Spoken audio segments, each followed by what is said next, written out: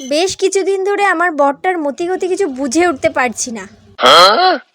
আজ একটা পরীক্ষা নিয়েই দেখি ওর ক্যারেক্টারটা কিরকম।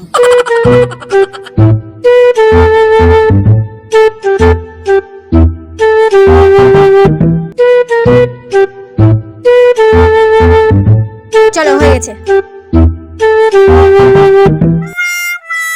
ওই দেখো না, এটা কি জিনিস? আমাদের ঘরের দরজার সামনে ঝাড়তে থেকে কুড়িয়ে পেলাম। মনে হয় কেউ ভুল করে ফেলে গেছে। কোনো ইম্পর্টেন্ট জিনিসও তো হতে পারে, বলো। তাই? কই দেখি দাও। I am Sheela, please call me, I will wait for your call. কি ওটা? আরে এটা কিছু না, কয়েকটা ওষুধের নাম লেখা আছে। ছাড়ো, বাদ দাও। যাও, তুমি তোমার কাজ করো গা। ও ঠিক আছে, আমি চললাম, আমার অনেক কাজ আছে। তোমাকে চা করে দিয়েছি, তুমি চাটা খেয়ে নাও।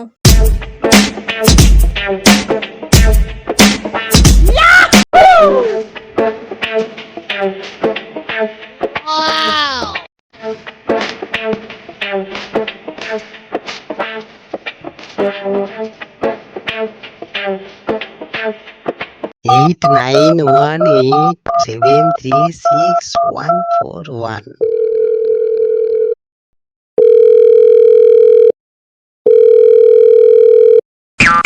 হ্যালো, হ্যাঁ হ্যালো। কে বলছেন? হ্যাঁ, আপনি কি শিলা বলছেন? হ্যাঁ, আমি শিলা বলছি। ও আচ্ছা আচ্ছা, আমাকে চিনতে পারছেন? বলুন।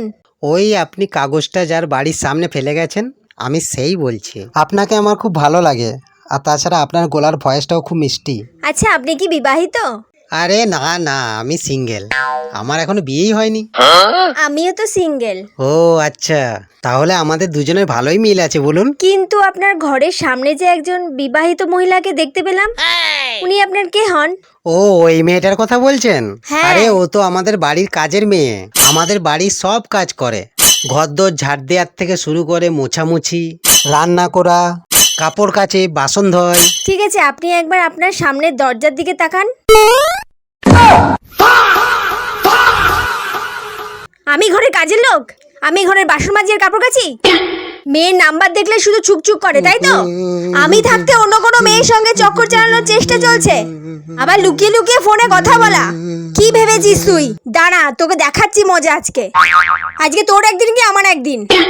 আমি কাজের মেয়ে, কেমন ভাবে তোকে কেচে ধুয়ে দি দেখ।